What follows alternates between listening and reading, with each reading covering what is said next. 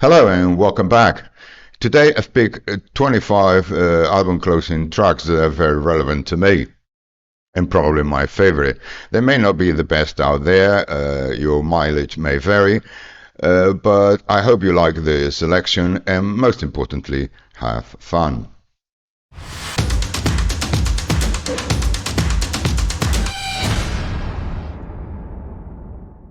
Elegy is Jethro Tull's Stormwatch closing track. It is an instrumental piece written by Martin Barr that wraps up very well the nature-related feel of the album and also ends the rock-folk trilogy of the band. I've got several copies, but my favorite is the US first pressing, the Santa Maria pressing, and I never felt the need to upgrade or to look for another copy. Alan Parsons released Eye in the Sky in 1982. The album was a success, and especially the title track that got very much radio play and that we all loved at the time. But I also like some other songs from the album, and especially Old and Wise, the closing track, that relates very thoroughly to me. It has a different meaning now than it had when I was a teenager, but in both cases, I find the song very moving, very touching, and ends the album on a very high note. I think about the album when it came out, or maybe a year later. It is an European pressing. The sounds very good, but any albums produced by Alan Parsons is going to sound great. In 1976, R. Stewart released Year of the Cat. The title track, together with the album, were very successful, worldwide hits, and it became a staple in FM radio stations. The title track was placed at the end of the album, but there are many other songs that are really worth considering. It was produced by Alan Parsons, so any copy is going to sound good. I've got two copies, the German first pressing and the Italian first pressing. I prefer the German one, but as I say, any copy, whether on vinyl or CD, is going to sound great. What's to say about Fleetwood Mac Rumours?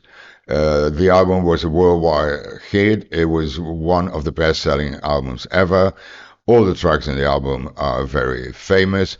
But I think I have a soft spot for Gold Dust Woman because it makes the album end on a very sweet note. It is a captivating song, even a bit scary, that leaves you hungry for more. I've got two copies, two German pressings with the American stampers done by Ken Perry, and I'm perfectly happy with them. No need to look for any others. Elvis Presley returned to Graceland in 1968 after making some low-standard Hollywood movies. He decided to make a statement and recorded some white soul songs that are remembered to this day. From Elvis in Memphis is a fantastic album, one of the King's best. The closing track is, of course, In the Ghetto, that became very popular as a single and a great way to end the album. My copy is a 1976 RCA label. It's tanned, so I think there may be other copies with lower standards that sound better. Two albums by Peter Gabriel. Peter Gabriel 1, also known as Car, and Peter Gabriel 3, also known as Melt. The former had Salisbury Hill and Here Comes the Flood as hits, and they're still played regularly in live concerts. But I feel that Here Comes the Flood really leaves you hungry for more. Peter Gabriel hadn't found his own style yet, but these two songs are staples in his concerts. Peter Gabriel's 3 ends with Biko, based on Stephen Biko's revolutionary story in South Africa. I think it is Peter Gabriel's most well-known song, and it ends most of his live concerts ever since. I bought the albums when they came out. I've got UK pressings for both of them, and although the classic records get raving reviews, I'm very happy with what I've got. The Moody Blues, Days of Future Past, their second album, because the first one was blues related. It's a progressive rock composition that deals with the different parts of the day following the order. Night in White Satin is the closing track. It is the most famous song on the album, but the whole thing is a wonder to listen to. My copy is a 1974 Dutch repress stereo. It sounds very good. And although I have a mono copy of the album, it never suited me really well. With and Wuthering, the Genesis album ends with Afterglow, probably Genesis' most iconic song after Peter Gabriel's departure, and it was an absolute regular on every live concert.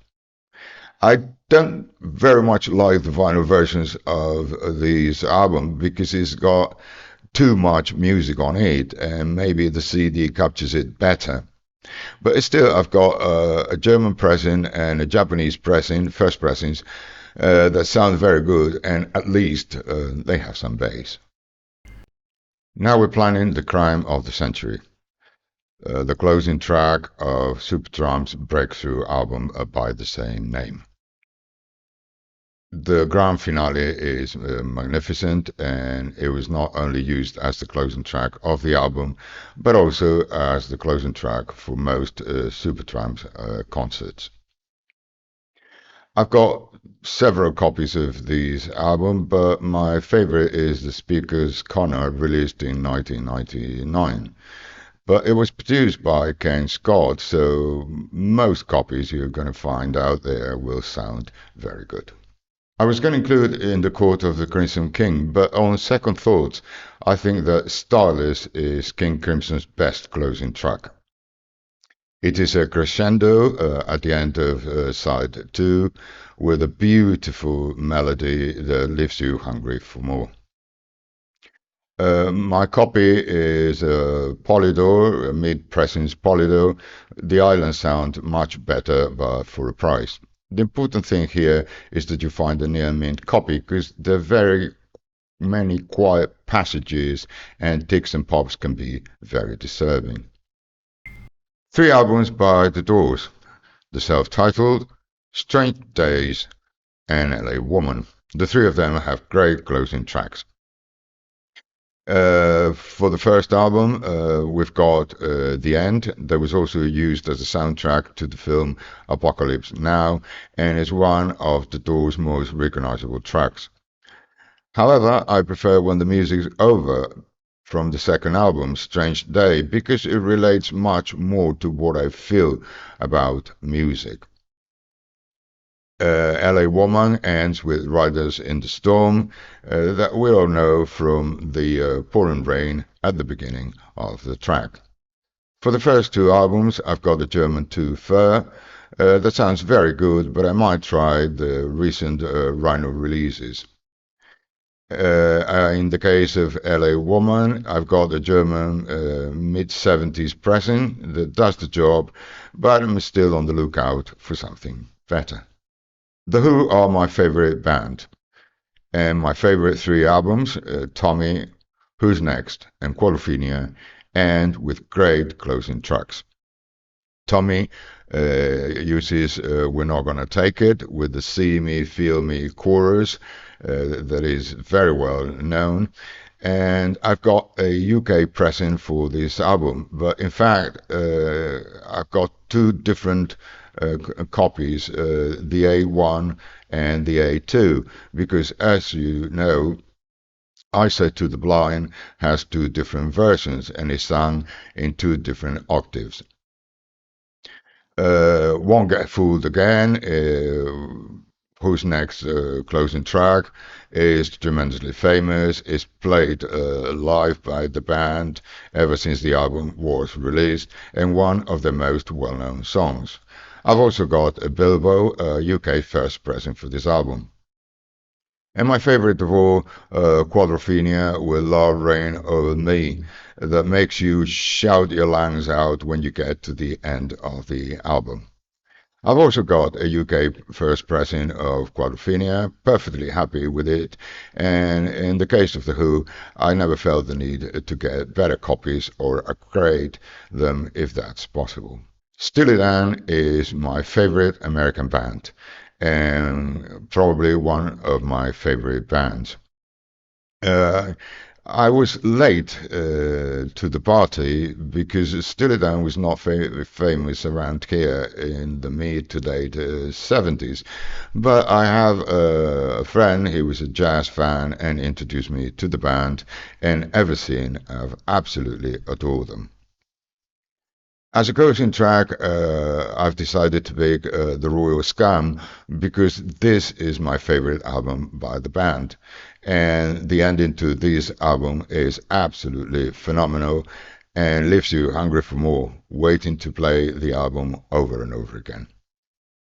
I've got two early US pressings on the yellow ABC label. Sound fantastic, very good.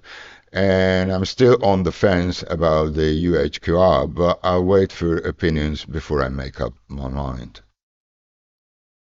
Music from Big Pink, the album by the band, includes Dylan's I Shall Be Released.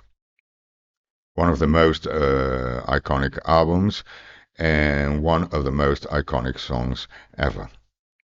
I Shall Be Released has been covered by so many artists, and it is a song to relate to even today.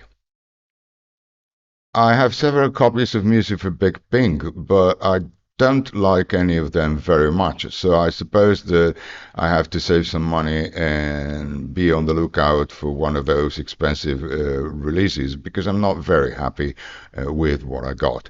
However, I Shall Be Released is in compilations and other albums I've got, and it's enough for the time being. Desolation Road, the closing track from Highway 61 Revisited, is probably one of my favorite Dylan's tracks. The music that gives you goosebumps and the lyrics that are to die for. I've spent years trying to make out what they really mean, and every time I listen to it, I found something new. As you know, it is the closing track of the album that starts with Like a Rolling Stone. I've got mono copies for this album and a stereo one. I don't really like the stereo. The mono is much more captivating. You've got several possibilities. The 2010 Sony reissue, the Sun Days from 2001, and the music on vinyl that uses the same stampers.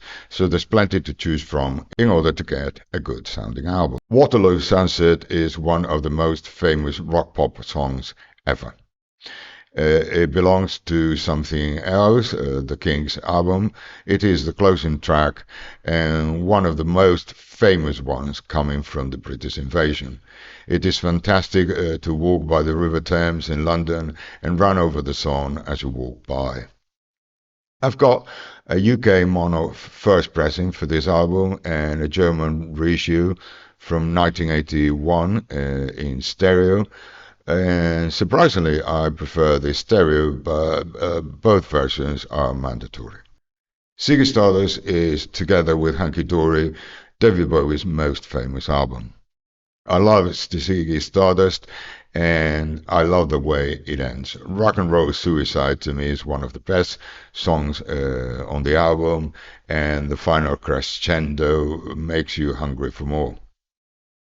I've got a German first pressing from 1973, the Gatefold, and a repress from 1979 that sound very good. What I wouldn't mind having the UK first pressing to compare. Time will tell. Led Zeppelin 1971 album, also known as Led Zeppelin 4, or The Rooms ends with When the Levee Breaks. To me, together with Stairway to Heaven, the best song on the album. The closing track is absolutely phenomenal. It is a showcase for Led Zeppelin drumming power, guitar playing, and electric feel. I've got a Spanish first pressing No, it's not a first pressing. It's a 1980 pressing that sounds really good. Led Zeppelin Spanish pressings are really good.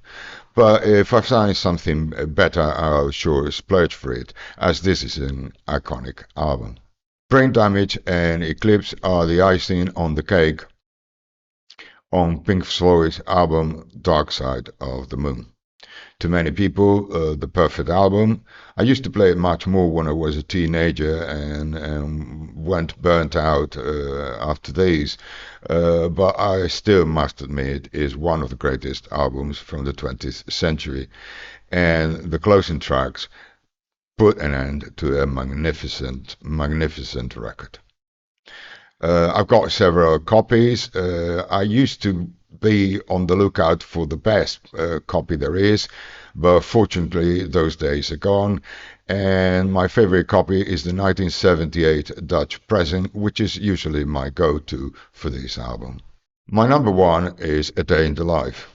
Paul McCartney, The Beatles, Sgt. Pepper's Lonely Hearts Club Band. Great lyrics on this song. It is a very avant-garde piece of music that sounds as fresh and new today as it did back then. It's a great way of finding how the Beatles experimented with different sounds and different instruments. And it belongs to an album that it is considered the best rock pop album ever. I've got the 2014 mono reissue and the original UK one. I prefer the UK by far and large, but the 2014 does the job for a smaller price, I hope. Right, and that's all for today.